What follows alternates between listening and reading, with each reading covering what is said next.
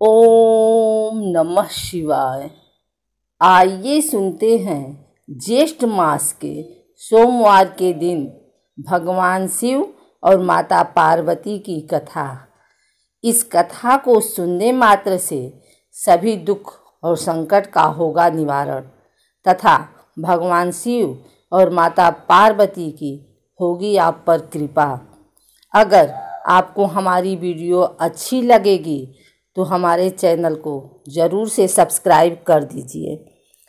नारद पुराण के अनुसार सोमवार व्रत में व्यक्ति को प्रातः स्नान करके शिव जी को जल और बेलपत्र चढ़ाना चाहिए तथा शिव गौरी की पूजा करनी चाहिए। शिव पूजन के बाद सोमवार व्रत कथा सुननी चाहिए। इसके बाद केवल एक समय ही भोजन करना चाहिए। साधारण रूप से सोमवार का व्रत दिन के तीसरे पहर तक होता है, मतलब शाम तक रखा जाता है। सोमवार व्रत 3 प्रकार का होता है: प्रति सोमवार व्रत, सौम्य प्रदोष व्रत और 16 सोमवार का व्रत। इन सभी व्रतों के लिए एक ही विधि होती है। एक समय श्री भगवान महादेव जी मृत्युलोक में विहार की इच्छा करके माता पार्वती के साथ पधारे। विदर्भ देश की अमरावती नगरी, जो कि सभी सुखों से परिपूर्ण थी, वहां पधारे। वहां के राजा द्वारा एक अत्यंत सुंदर शिव मंदिर था, जहां वे रहने लगे। एक बार पार्वती जी ने चौसर खेलने की इच्छा की। तभी मंदिर में पुजारी के प्रवेश करने पर माता जी ने पूछा कि इस बाजी में किसकी जीत होगी। तो ब्राह्मण ने कहा कि महादेव जी की, लेकिन पार्वती जी जीत गई। तब ब्राह्मण को उन्होंने झूठ बोलने के अपराध में कोढ़ी होने का श्राप दे दिया। कई दिनों के पश्चात देवलोक की अप्सराएं उस मंदिर में पधारी और उसे देखकर कारण पूछा। पुजारी ने निसंकोच सब बताया। तब अप्सराओं ने ढाढ़स बंधाया और 16 सोमवार के व्रत रखने को बताया। विधि पूछने पर उन्होंने विधि भी उपरोक्ता अनुसार बताई। इससे शिव जी की कृपा से सारे मनोरथ पूर्ण हो जाते हैं। फिर अप्सराएं स्वर्ग को चली गई। ब्राह्मण ने सोमवारों का व्रत करके रोग मुक्त होकर जीवन व्यतीत किया। कुछ दिन उपरांत शिव पार्वती जी के पधारने पर पार्वती जी ने उसके रोग मुक्त होने का कारण पूछा। तब ब्राह्मण ने सारी कथा बताई। तब पार्वती जी ने भी यही व्रत किया और उनकी मनोकामना पूर्ण हुई। उनके रूठे पुत्र कार्तिकेय जी माता के आज्ञाकारी हुए, परंतु कार्तिकेय जी ने अपने विचार परिवर्तन का कारण पूछा। तब पार्वती जी ने वही कथा उन्हें भी बताई।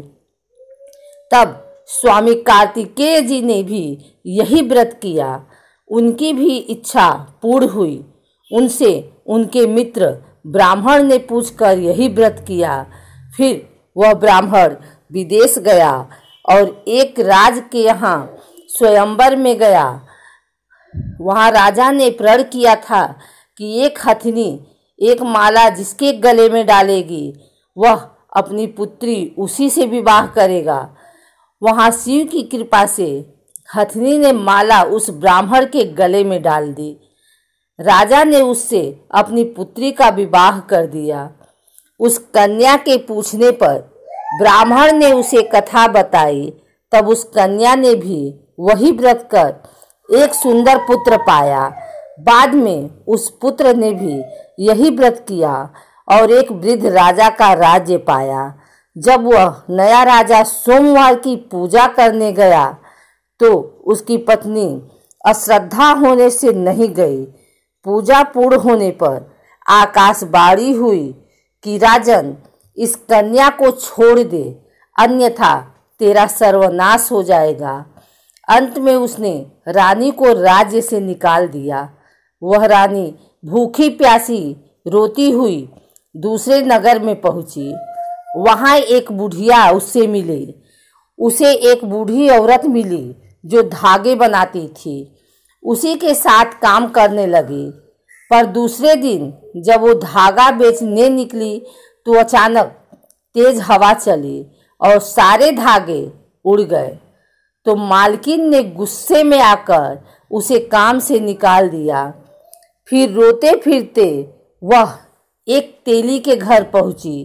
तेली ने उसे रख लिया, पर भंडार घर में जाते ही तेल के बर्तन गिर गए और तेल बह गया, तो उस तेली ने उसे घर से निकाल दिया।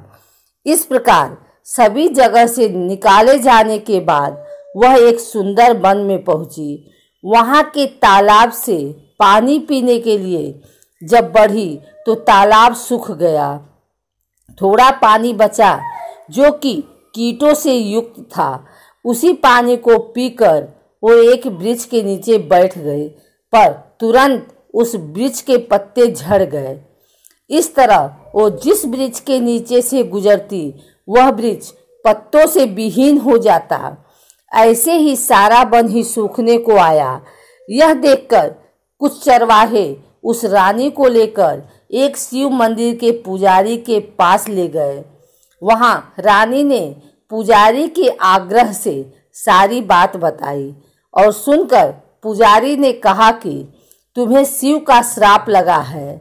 रानी ने विनती करके पूछा तो पुजारी ने इसके निदान का उपाय बताया और सोमवार व्रत की विधि बताई। रानी ने तन मन से व्रत पूरा किया और शिव की कृपा से 17वें सोमवार को राजा का मन परिवर्तन हुआ। राजा ने रानी को ढूंढने हेतु दूत भेजे। पता लगने के बाद राजा ने बुलावा भेजा, पर पुजारी ने कहा राजा को स्वयं भेजो। इस पर राजा ने विचार किया और स्वयं पहुँचे। रानी को लेकर दरबार पहुँचे और उनका स्थान दिया। संपूर्ण शहर में खुशियां मनाई गई। राजा ने गरीबों को काफी दान दक्षिणा किया और शिव के परम भक्त होकर नियम पूर्वक 16 सोमवार का व्रत करने लगे और संसार के सारे सुख को भोग कर अंत में शिव धाम गए। इस प्रकार जो भी मन लगाकर श्रद्धा पूर्वक नियम से 16 सोमवार का व्रत करेगा वह इस लोक में परम सुख को प्राप्त कर अंत में परलोक में मुक्ति को प्राप्त होगा।